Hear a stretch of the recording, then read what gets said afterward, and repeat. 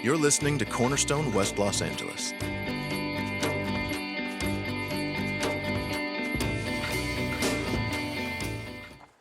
Hi, everybody. Good morning. It's nice to be with you. New service times, new book of the Bible. We're starting, like Scott prayed through, the book of James. We won't change service times every time we start a new book of the Bible, but this is sort of a happy, providential situation.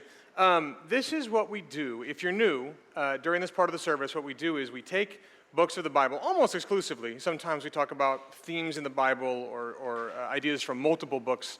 But typically, we take one book and we walk through it slowly so we can understand it, because we believe that the Bible is God speaking to us. And so there's things to be mined, to be understood, to be applied in these parts of the Bible. So we're going to take this book of James. It's near the very end of your Bible, and look through it slowly over the next several months and learn from it and mine it and apply it in the lives of your individual lives, as well as the life we have as a church, the life we share. And the book of James, I think, is particularly timely for us because it's a bit of a bold statement, I guess, but I think we live in a time when the word Christian means less than it ever has. I'm not prone to bold statements without qualifying them to death, but I think that one's actually true in the sense that for most of the last 2,000 years, when someone said the word Christian, people had a general idea of what that was and what it wasn't. And those ideas could have been right or wrong. They're sort of like little shades of difference as people understood it. But in general, they had a sense, here's what it means to be a Christian, here's what it doesn't mean. And today, it's just gotten much, much harder to have that same clarity.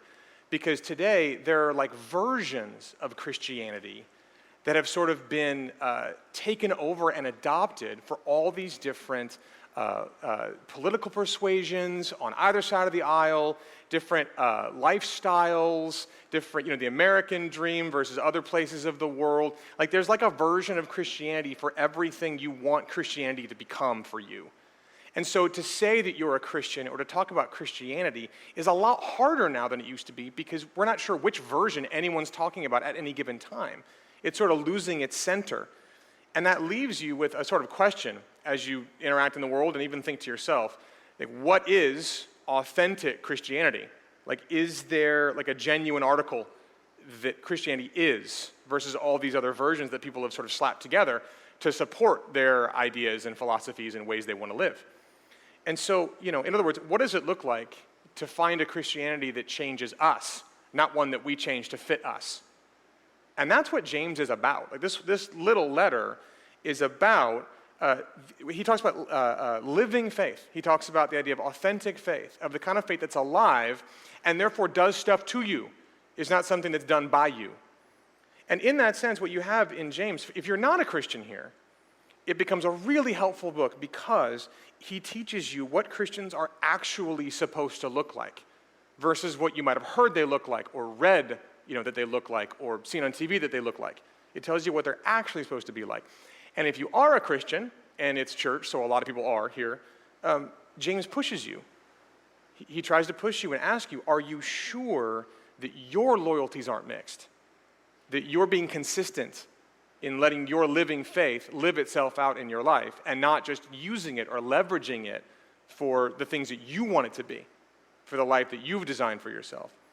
Maybe the best way to understand it is, if you look through Los Angeles, there's this really funny thing where, I don't know who did it or why, but our tree planting was poor. And so if you go, like even just around the church building, there are trees that they started and they were beautiful little saplings and they worked perfectly. And then all of a sudden, the roots got so big that they picked up entire sidewalks. And so they'll actually pour new asphalt on them to so you don't trip and kill yourself. And you have to climb them, with like ropes to get over these things as you go on a walk. I think dogs have been lost inside of the little cracks and crevices, these poor little dogs. The thing is, the concrete feels secure until this living thing underneath pushes up and cracks through. And in the same way, what James is trying to get at for us is there is a living faith at the core of Christianity, that there are things in the world and things in your life, opinions you have, philosophies you want to subscribe to, they feel like concrete. They feel as certain and as sure as concrete. And living faith, if it's actually alive, will always push up and break them. It will always push through and result in a different kind of life than you would have designed for yourself. That's what James is about. And so, if you want to see what authentic faith looks like, James shows us. Here's how it pushes up against the concrete that we have. Now let's read the first few verses. We're in James 1, verses 1 through 4. That's what we'll read. It's on page 1011 of your pew Bibles. We have cracked the thousands. It'll also be on the screen behind me. And we're taking it a few verses at a time. We'll read verses 1 through 4. James, a servant of God and of the Lord Jesus Christ, to the 12 tribes in the dispersion, greetings. Count it all joy, my brothers, when you meet trials of various kinds, for you know that the testing of your faith produces steadfastness, and let steadfastness have its full effect, that you may be perfect and complete, lacking in nothing. This is the word of the Lord. Now, the James that's writing is James, the brother of Jesus. So he grew up with Jesus and came to believe in Jesus as God, which is an interesting family dynamic, amongst other things. And he says, I'm writing to the sort of the dispersion, these 12 tribes of Israel in dispersion. What that means is he's writing to Jewish Christians who were scattered in different places in his sort of known world. That's who he's writing to. And he opens with an entire chapter on suffering. So the next several messages are all going to have suffering in the title, because one of the ways you see living faith assert itself is in the midst of suffering.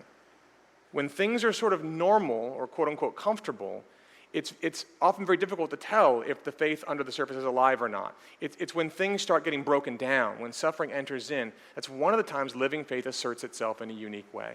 And James wants to point that out, show us what that's like, and encourage us in it.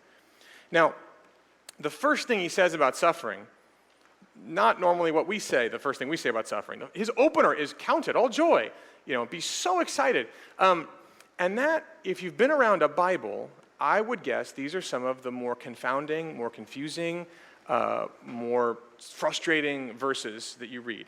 This isn't the only place the Bible says this. There's several other places it talks about suffering and joy in the same sentence, as though they sort of fit together. And for a lot of us, that seems unrealistic. It seems out of reach. It seems out of touch with reality. Now, let me say just in the beginning, if this week, if some deep and intense suffering was introduced into your life recently, the very first thing that James would tell you is probably not, well, you should be really happy. He would probably have different things to say. But what he's doing right now is trying to teach us in general about how suffering functions. And so for all of us, the best time to learn these things is before suffering hits. If you're in the midst of it, we might want to say some other things to you to sort of help you walk through it. And we will if you're a part of this church family. And we welcome you to be a part of this church family so that we can be that in your life. Nevertheless, in the midst of it, it's helpful to learn these things. It's helpful to learn how this sort of thing works. And so when we read this, especially if you're not in the midst of acute suffering, but if you are as well, you read it and you just think, you get frustrated. This is out of touch. It's not realistic. And you think this is, in a sense, discouraging. At the very least, not applicable or hard to apply. At best, why would you tell me to be happy when I'm sad? I don't understand that. Let's move on to the next chapter. And yet, to James, what he's trying to do is, I think, to raise our ceiling on how much hope there is for your life. We see these as discouraging. He sees these verses as incredibly life-giving, as incredibly encouraging.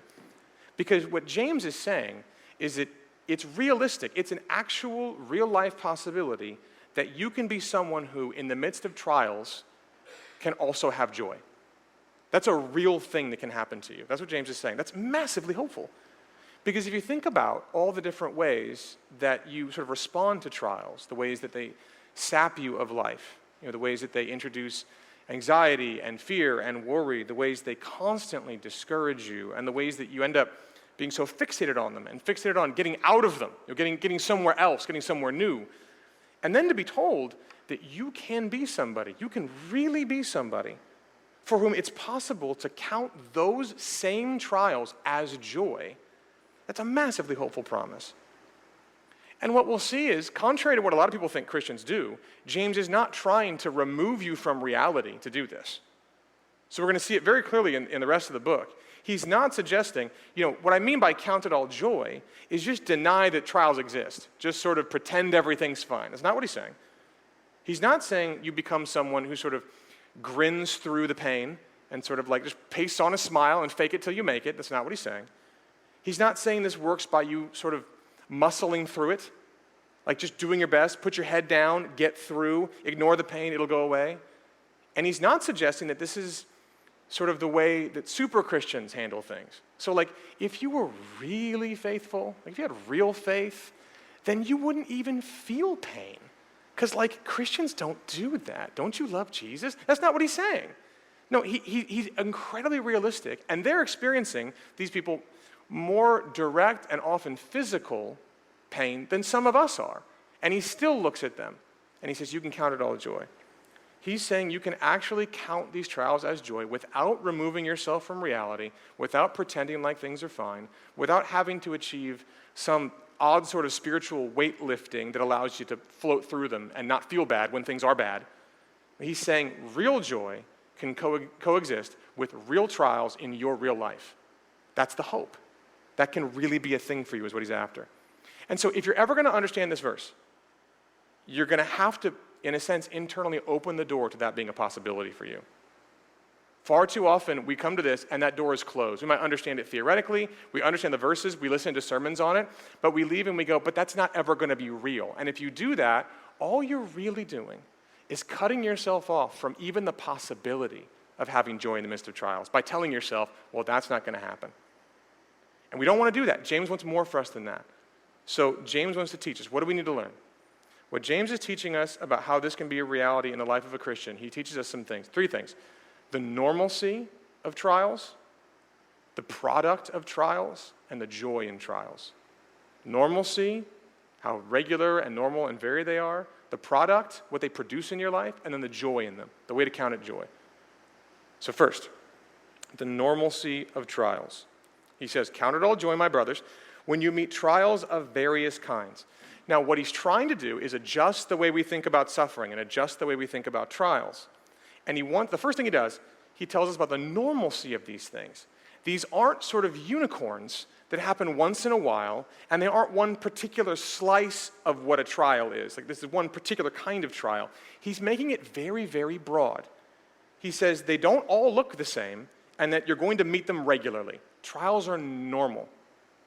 Now, first, he says you meet trials of various kinds. Scott alluded to this in his prayer. Literally, that means multicolored. They come in all different colors, all shapes or sizes. Sometimes we use colors to indicate degree or severity. So like code yellow is different than code red, that kind of a thing. Red is like more intense or more severe. At the same time, we often underestimate the sheer amount of colors there are in the world. And all you need to do to fix that is go to Home Depot in the paint section.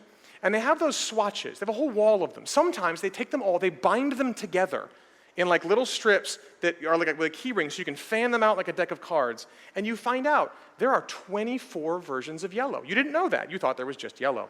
There are 12 versions of white. I didn't know that at all. Eggshell is like a different thing than white, than ivory, than pale ivory. It's a whole thing. At the same time, you can go do that and have fun. What James is trying to tell us is trials look like that. There's not like one kind. They're all different colors. There's a whole palette. There's a whole color wheel of different kinds of trials. And so what that means is that there's a very good chance that you right now are going through a trial in your life, according to James' definition. There's a color of trial you probably have in your life right now. It might be like, bright, bright red, like really intense. It might be a lighter shade, a more muted color. But there is a trial you probably have right now that came into your life through, sicknesses of various kinds, acute or chronic illnesses, that comes in through a challenging relationship, that comes in through a challenging work environment, that comes in through, being a child, being a parent, being a student, being a teacher, all these different things. There's all these colors of trials. There's probably a color that's at work in your life right now. And it's worth asking, just for the sake of keeping it in your mind for the rest of this passage, what's one right now for you? Like if you had to pick like a color of trial at work in your life right now, what is that trial? And if you hold it in your mind, you'll see how helpful that can be as we keep going through. Now, this is really important to understand, and let me tell you why. If you don't understand that there is a whole variety of trials, a whole palette and color wheel of trials, then you're probably going to be the kind of person that never thinks this verse actually applies to your life. Scott talks about this, I think in classes as well as probably from the pulpit at some point. There's this problem where we read verses like this and we just assume our trial right now is either too small or too big for this verse to apply. The shade is too light or too intense for this verse to actually be real. So when you're diagnosed with a debilitating illness or just immense grief enters your life. Now, again, look, if you're in that moment right now, what you need to hear is not, well, you better be counting it joy. Nevertheless, in the course of processing those things, what we often do is remember, think up, or just encounter verses like this, and we find ourselves looking at it and we say, that might work for something less drastically life-altering than what I'm going through. But what I'm in right now is like a unique class of suffering. This is just a different thing than James is talking about. It's too big. Or you might find something in your life that's relatively small. So you might have a particularly strong-willed child, or you might have a particularly difficult office. There's office politics that just never seem to quit, or dating is annoying and frustrating and a struggle, or you find yourself with a professor that makes learning difficult in a class that you already were going to have a hard time with. And you say, this is so aggravating and frustrating and draining, and you talk to people about it, and you talk to yourself about it, and then you come to a verse like this, and then you say to yourself, sometimes consciously, but it's not like a trial. It's not like a really big deal. And do you see what happens? We effectively find ways to take whatever color of trial we have in our life right now and say, this isn't the right color, so I can't count it as joy. All I get is the misery of it. I get no joy in it, because this doesn't apply. It's too small, it's too big, it's too different. We think there's only one color of trial, and oddly enough, it's the color we've never actually experienced ourselves. But one day if we do, then we'll count it as joy. We'll catch that unicorn, and we'll count that one as joy. Until then, I guess just misery for us. That's just sort of how we do it. And what James is saying here, it's very important. They all qualify. Every color on the color wheel qualifies for the hope he's trying to give you. There is nothing that will come across your life that will have a color that does not fit in these multicolored trials. Now, he also says they're very regular. It's not if you meet trials, it's when you meet trials. There's a sense that these are going to be very frequent parts of your life. And so you put all this together, and it can sound like a bit of a downer, but he is trying to give you hope here. It means there's a reality in which you can, in the midst of what you think are very small trials, and in the midst of what you think are very big trials, in the midst of all those things, it is possible for you to be the kind of person that has the capacity to count it joy and still be realistic about what you're going through. Those things can coexist. Think of one of the multicolored trials that popped into your head when I mentioned it before, when I asked you to sort of find one. When you hold that one trial in your head, do you see yourself this last week saying things like, this is too big, this is too small, the Bible doesn't really intersect with this? Do you find yourself focusing on, let's just get through this one and it'll be smooth sailing after that? Sometimes we fixate on them, so getting out of one in the sense that we just assume that once that one's done, we'll be okay. And James comes in and says, that's hopeless. That's a hopeless way of thinking. Because if your colors never fit what I'm trying to say, that means you never get to have the joy in it. You just have the misery. And if you think that it's just you get through this one and things will be fine, then all you're doing is setting yourself up for constant disappointment for the rest of your life. He wants more for you than that. He wants you to see the trials as they really are, the normalcy of them, so you can see how joy can coexist with all of them. The one you're in now, the one you're in tomorrow, the one you were in yesterday. All the different colors, all the different times. That's why James wants to stress the normalcy of trials, the normalcy of suffering. That's first. Second, the product of suffering. He says in verse 3, for you know that the testing of your faith produces steadfastness. He's basically saying that in the midst of trials, something's being produced in the Christian. Something's being produced in you. And that's a helpful point because typically we think of suffering as simply a removal mechanism. Trials are always removing things. They're removing health, they're removing comfort, they're removing joy, they're removing relationship, they're removing things constantly. And here James is saying, well, yeah, it does remove stuff, but it also produces stuff. It also adds. And what it adds is steadfastness, which basically means endurance. The word pictures someone like carrying a heavy load on their back and still taking steps forward despite the weight. So not someone with a heavy load on their back that sort of is like, sprinting up the mountain without a care in the world. Not someone who has a heavy load on their back and just sort of collapses to the floor and can't move. But someone who feels the weight, realistic, and still moves forward, often slowly, but deliberately. That's steadfastness. And James says that's what the trials produce in your life. Now, in one way, that just sort of stands to reason. That makes sense. This is how strength always works, how endurance always works. It always requires some sort of challenge to produce strength, to produce endurance, to produce that kind of a thing. So just physically, if you want to get strong, you have to challenge your muscles. If you want to get more endurance, you have to run a little bit further than you ran the other day. If you never push into areas of difficulty or challenge, there's never any growth. Which isn't just if you want to get really strong, it's also if you just want to sit upright in the pew. Like if you were raised in a weightless environment, there would have been zero difficulty on your body, so physically you would have zero muscles. You just fall over like a blob if I put you in the pew. Because from sitting up to rolling over to crawling to walking, that's all about working against gravity, working against these other forces that sort of create inertia in your physical life. So to do anything like this requires some kind of challenge. And if you want to have any kind of challenge or endurance, if you want to have any kind of steadfastness or endurance as a human being, then you have to face challenges. You just have to. There's no other way. If your life has no trial in it, you're going to be an incredibly weak person, just incredibly weak.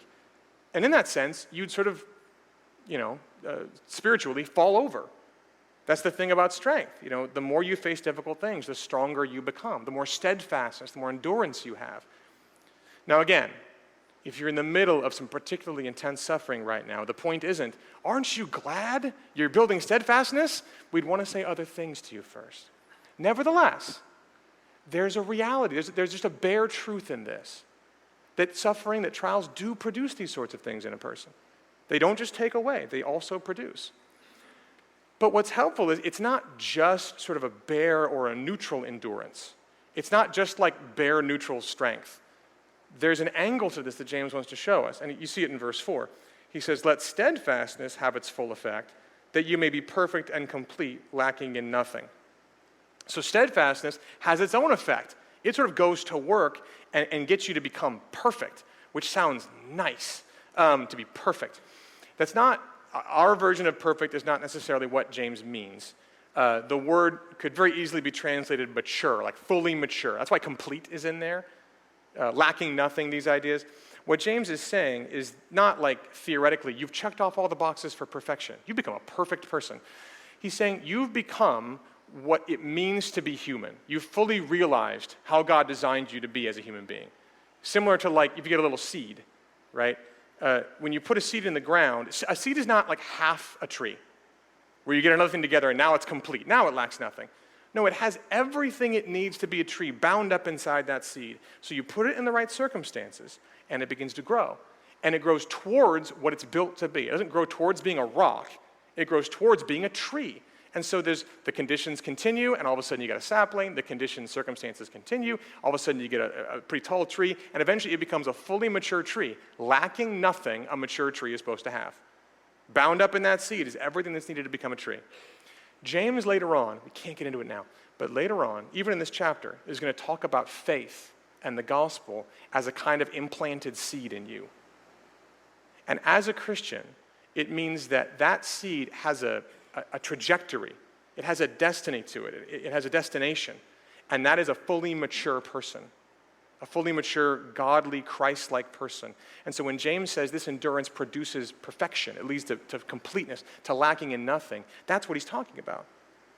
That you become what a human being is built to become through these circumstances. You become someone, we could put this a lot of ways, but here's a decent one. You become someone who rejoices in God even when it's hard. You become someone who values God more than you value comfort, more than you value not having trials.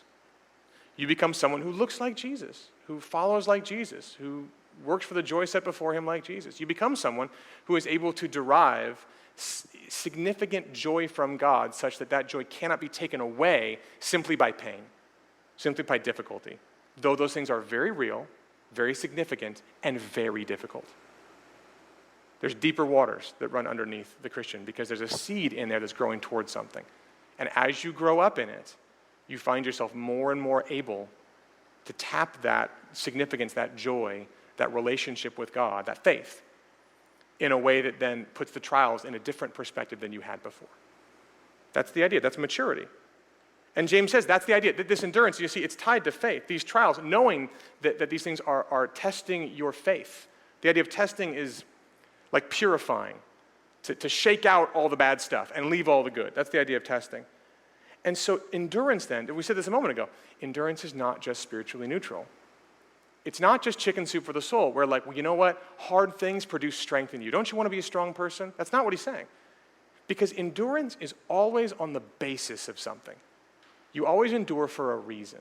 Underneath every time you endure, there's a hope. And a lot of us, I heard someone say once that for a lot of Christians, while they believe different things and attend different activities, the architecture of their life, the way the stresses spread out, are almost identical to someone who's not a Christian. And I think that's actually a really interesting concept, because you can come to church and you can hear something about we got to go endure these trials, and you can walk away nevertheless with the same architecture as anyone else, because underneath that endurance you peel it back, and what's the hope underneath? What's the basis for it? Well, the basis is I don't want to be a weak person. I want to get through this with strength. I'm going to grind my way through this. I'm not going to be I'm going to be a strong person. I'm going to endure. That's the hope underneath. You can peel away the hope underneath and find a bunch of other stuff too. You can find, your endurance is on the basis of a hope that this too shall pass. I've known tons of people who will look at me in the midst of trial and say, well, I just hold on to the fact that this too shall pass. And there's a piece of me, I don't say it out loud because I don't think it would help them in that moment, but I almost always say, what if it doesn't? Inside. I have some things that haven't passed. What if it doesn't? Is that enough to sustain this kind of endurance? Or most of the time, and let's be absolutely honest, most of the time, you peel back the endurance, and what's underneath? It's hopelessness. It's just the fact that I don't know what else to do. I don't want to give up. That sounds worse. So I guess I just keep going, and there's your endurance. And so what it produces in you, that kind of endurance on the basis of those kind of hope, it produces in you the kind of lifestyle that just continues to say, well, I guess this is better than the alternative. It grows you into that shape of a person. It can grow you into the shape of a person who says, it's important that I'm strong and not weak. It can grow you into all sorts of different shapes. But James says, no, underneath the endurance I'm talking about is not bare strength, it's faith. It's faith. It's a connection and an understanding that the value of God is bigger than the value of not having this trial in my life. That's the difference. That's what it looks like to grow up into a full human being, to make you someone who looks to God and sees more value in Him, more beauty in Him, more greatness and goodness and solidity and reality in Him than in not having those trials. That's what it means to look like Jesus. That's what it means to be a full human being. That's the seed that's implanted in you that grows out. It's a massively hopeful, life-altering product in the midst of trials, because it is not a hope that you would get through them. It's a hope that you would somehow, in the midst of severe pain, thrive in them, which is just totally counterintuitive. But I could get a bunch of you up here right now just looking around the room, and you'd tell me how it works. You'd tell me about the experience because you've experienced it. It's an amazing thing God does. And that leads you right into the third point, right? The joy in suffering. It takes us right back to the beginning. That's why he starts, count it all joy. Now, when he says count it, the idea is not, if you're really a Christian, you'll see trials and go, yay! Like, wow, I'm so excited. That's not what he means. That's not what he means. The Bible never downplays the severity of grief. It never downplays the feeling of suffering. It only puts deeper than that feeling something more bedrock, something more real, something more firm than that suffering could ever introduce into your life. The idea of counting it is not your immediate response. It's what you do with your mind. Later on, he says, knowing that these things test your faith, and produce steadfastness. What you do with your mind, you count it, you reckon it, you look at the situation, and you say, I know what it's telling me it is, but I also know what it really is. It's telling me that life is over. It's telling me that this is going to dominate and remove all joy from my life. That's what it's telling me. But that's not what it really is. What it really is something that cannot take away the joy that I have in God. It cannot get underneath to the bedrock of my life and remove it. And that, I think, is the hardest part. Frankly, I think that's why we have such a struggle with these verses, myself included. You read them, and at some point, it's not understanding them that's hard. It's the fact that architecture is the same. You look around and you go, my architecture of life sort of aims me at the idea that the best life is lived in comfort. Like the place I want to be is not in the middle of trials. That being in trials is worse than being out of trials. And in one sense, of course that's true. But James is pointing us to a larger sense. It says, what if it's not? What if there's more to be had in these trials than you realize? What if, I think it's like Tim Keller says, everything in your life is something you would have introduced into your life if you knew as much as God knows and you loved yourself as much as God loves you? What if it's bigger than we think? And I think that's the difficulty. Maybe you can get after it this way.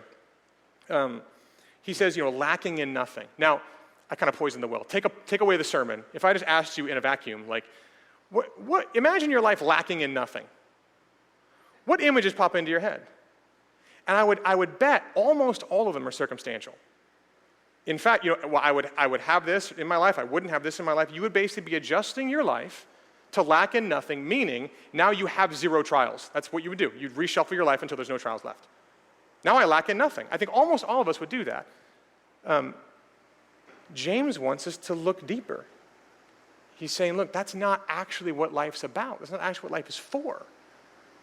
He says there's more to be had by growing up into what it means to be human than there is by removing the trials from your life. To lack nothing means to have an internal kind of fortitude that puts you in touch with God that is far deeper, far better, the kind of thing that though you'd never choose the trial again, you'd never say, I wish that would have happened to me or somebody else.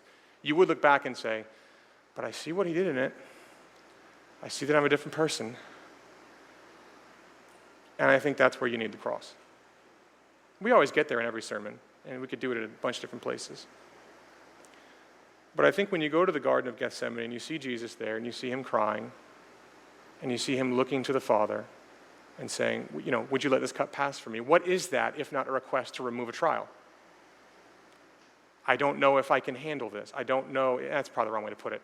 But I don't know. Is there any other way than me facing this many hells, for all these people, this much wrath of you, this much punishment? Is there any other way? And you find Jesus, who knows what it's like to have his prayer request turned down. And he still goes forward. And what does Hebrews say? For the joy set before him, he endures the cross, despising the shame. He sees in his death for you and for me, in the pain and the shame and the sacrifice, he sees more joy in following his Father, in valuing his Father, than he does in not having the trial. And at some point, when you see that at work in your life, when you see that, it has a reforming effect. It melts and reshapes. And you begin to look around and go, how could I not see you as better than not having all these things? Look, I get that's a big ask. But that's where James is saying the hope is. If we want to have that kind of hope, we have to take him up on the big ask. I was at UCLA. I went to UCLA for college when I was a junior. And so I was walking around South Campus, where all the math buildings are, with some friends. And there's a big sign that said, Faith Healer. And we were Christians who were like, we want to, and we were a little cynical. Probably still are a little bit, So we're like, well, let's check this out. So we go inside, and there's this guy. He's just super sincere and seems super kind. And there's it's like one of those lecture halls. You got all those seats and the different aisles and stuff, and kind of that theater style seating. And so we end up kind of in the middle, the very middle of the room.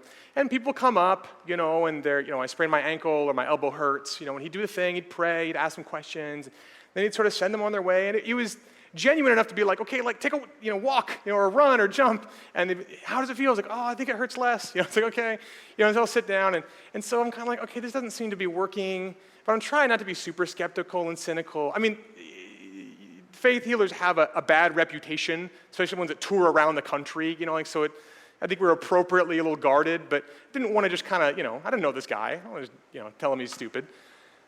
And then he looks, I kid you not, it's like out of a TV show. He looks right at me, he points at me, and he says, you have something.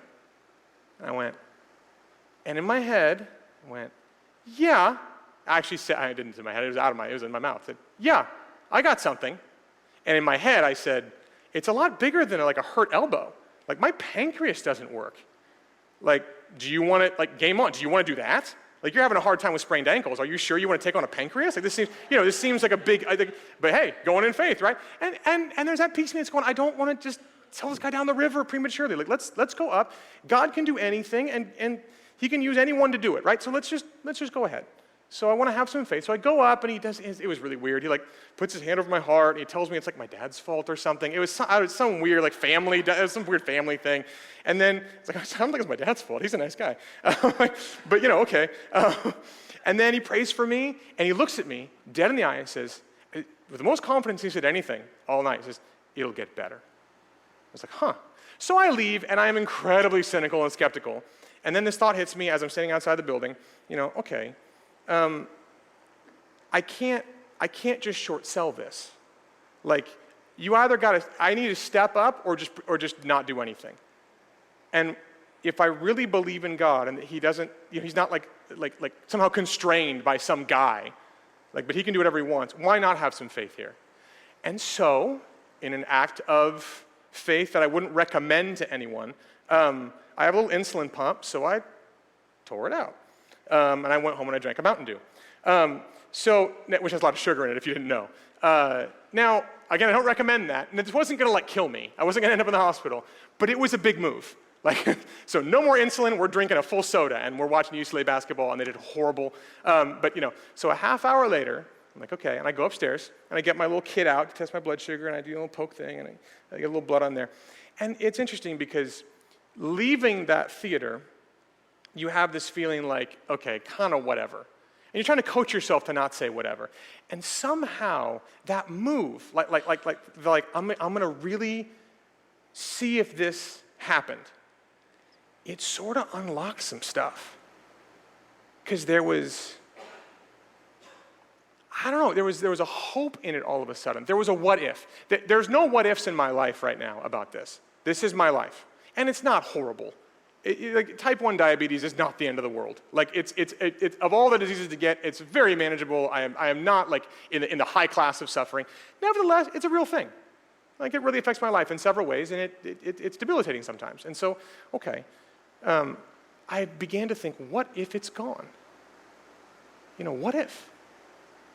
And so I tested my blood sugar, and it was way too high. Not hospital high, but okay, so this definitely did not work, right? I should not have drank a Mountain Dew, did not take, definitive evidence, right? Okay.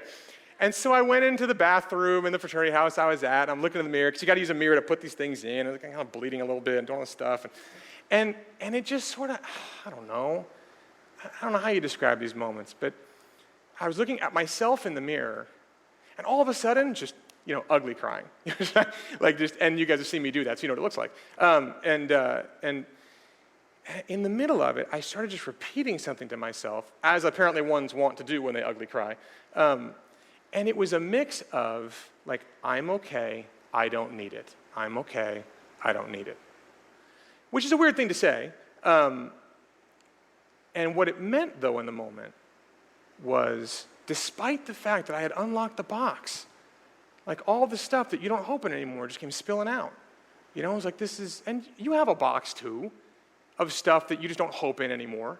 What if you unlock, that box? What if you let all that out to play and all of a sudden you had to put it back the way it was for the last 20 years? You know what I mean? It was out. And I just kind of fell apart. And yet in the midst of falling apart, I'm saying I'm okay. I'm saying it doesn't matter because there was a very visceral reality to me. I was saying that to Jesus. And it sounds cliche, but that's what I was doing because I was looking going, this is not, I would rather have you than have an empty box. I'm going to be okay.